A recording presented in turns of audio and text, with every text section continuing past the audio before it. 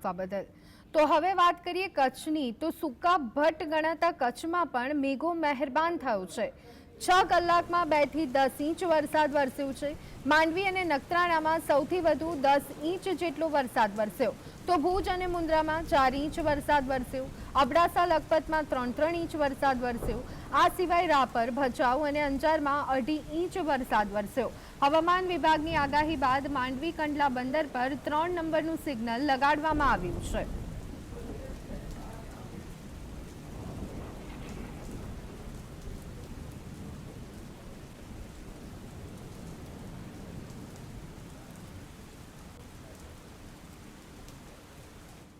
તો આ સંદર્ભે વધુ વિગત મેળવી લઈએ। સંવાદદાતા દાઉદ અમારી સાથે જોડાઈ ગયા છે। દાઉદ, કચ્છમાં પણ 10 ઇંચ જેટલો વરસાદ ખાબકી ગયો છે। આવનારા દિવસો કચ્છ અને સૌરાષ્ટ્ર માટે તો ખાસ ભારે હોવાની વાત હવામાન વિભાગે કરી છે।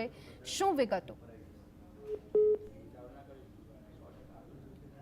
જો કચ્છની વાત કરીએ તો સૌપ્રથમ રાપરથી શરૂઆત કરીએ તો રાપરમાં એક સૂકો ભટ્ટ વિસ્તાર હતો। ખેડૂતો ખૂબ ચિંતામાં મુકાયા હતા, કારણ કે જે વાગડ વિસ્તારમાં વરસાદની જરૂરિયાત હતી ખેડૂતોને, તે પ્રમાણે વરસાદ ન પડતા ખેડૂતો અત્યાર સુધી મૂંઝવણમાં હતા। પરંતુ છેલ્લા 2-3 દિવસથી અવિરતપણે વરસાદ ચાલુ રહેતા ખેડૂતોમાં પણ ખુશી જોવા મળી રહી છે। તો રાપરમાં અત્યાર સુધીમાં 5 ઇંચ જેટલો વરસાદ વરસી ચૂક્યું છે। તો બની પચ્છમ એક પશુપાલકો ત્યાં વસવાટ કરી રહ્યા છે અને લોકો કરતા પશુઓની સંખ્યા ત્યાં વધારે છે, જેના કારણે ત્યાં પણ કોઈ વરસાદ ન વરસતા 50,000થી વધુ પશુઓને લઈ અને પશુપાલકો હિજરત કરી હતી, જેમાં લખપત અને અબડાસા જેવા વિસ્તારોમાં તેમને હિજરત કરવાની ફરજ પડી હતી। પરંતુ બની વિસ્તારમાં છેલ્લા 2 દિવસમાં 5 જેટલો વરસાદ વરસી 5 ઇંચ જેટલો વરસાદ વરસતા જે પશુપાલકો છે તેમાં ચોક્કસ ખુશી જોવા મળી રહી છે। બીજી તરફ જો નખત્રાણાની વાત કરીએ તો છેલ્લા 24 કલાકમાં 10 ઇંચ જેટલો વરસાદ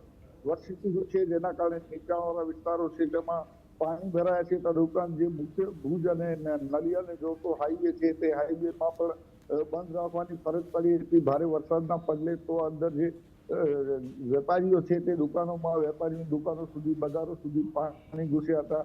નખત્રાણામાં જો અબડાસાની વાત કરીએ તો ત્યાં પણ 3 ઇંચ જેટલું વરસાદ વરસી ચૂક્યું છે। તો માંડવી, મુન્દ્રા અને ભુજમાં 4 થી 7 ઇંચ જેટલું વરસાદ વરસી ચૂક્યું છે। ત્યારે કચ્છની વાત કરીએ તો કચ્છને ભુજથી મુંબઈને જોડતી જે ટ્રેનો છે તે ભારે વરસાદની આગાહીના પગલે રદ કરી દેવામાં આવી છે। જે શાળાઓ છે તેમાં પણ આજે રજા આપી દેવામાં આવી છે। તદુપરાંત જો વાત કરીએ તો જે નીચાણવાળા વિસ્તારો છે તેમાં વહીવટી તંત્ર દ્વારા જે વોર્ડ વાઇઝ જે શાળાઓ આવેલી છે તે કોઈ પણ અતિ ભારે વરસાદ પડે અને જરૂરિયાત પડે તો તે સ્કૂલો પણ ખુલ્લી મૂકવાની પણ વહીવટી તંત્ર દ્વારા સૂચના આપી દેવાઈ છે। ત્યાં કોઈ જાનહાનિ કે માલહાનિ ન થાય તે માટે વહીવટી તંત્ર છેલ્લા 2 દિવસથી સજ્જ છે। ત્યારે હવે જોવાનું એ રહ્યું આગામી આજથી જે આગાહી છે તે પ્રમાણે કઈ રીતનું વરસાદ કચ્છમાં વરસે છે।